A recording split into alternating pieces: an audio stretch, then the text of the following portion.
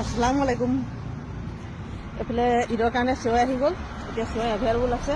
এফালে কোৱালিটি কি কি আছে মই দেখাই দিছোঁ। এইটো হৈছে মিল্ক লাচ্ছা নহয়, অনলি লাচ্ছা। এইটো লাচ্ছা আৰু এইফালে আছে এইটো ডিব্বা, এইটো লাচ্ছাই হয়। আৰু এইফালে দেখাচোন, এইখিনি দেখা, ভেৰাইটিজবিলাক দেখা। এইটো হৈছে মিল্ক লাচ্ছা আৰু এইফালে এইটো কাচি হালোৱা, বাদামৰ কাচি হালোৱাটো আৰু এইটো ঘি লাচ্ছা। কাৰোবাক গিফ্ট কৰোঁ বুলিলেও কৰিব পাৰিব, কোনোবা কাৰোবাৰ জীয়েকৰ ঘৰলৈ, কাৰোবাৰ গাৰ্লফ্ৰেণ্ডৰ ঘৰলৈ, কাৰোবাৰ কোনোবা এনেকৈ কৰি পিনি এইবিলাক। এইটো হৈছে চাহী লাচ্ছা, বহুত ধুনীয়া, এইটো খাবলৈও বহুত ধুনীয়া, পিছত ভেৰাইটিছো বহুত ভাল। আৰু এইটো হ'ল মিল্ক লাচ্ছা, এইটো 1 কেজি দিবা হয় বাকেট। চব হ'লচেল প্ৰাইচ লগোৱা হ'ব। কাক কাক লাগে কমেণ্ট কৰি যাব আৰু ভিডিঅ'টো শ্বেয়াৰ কৰি দিব সকলোৱে।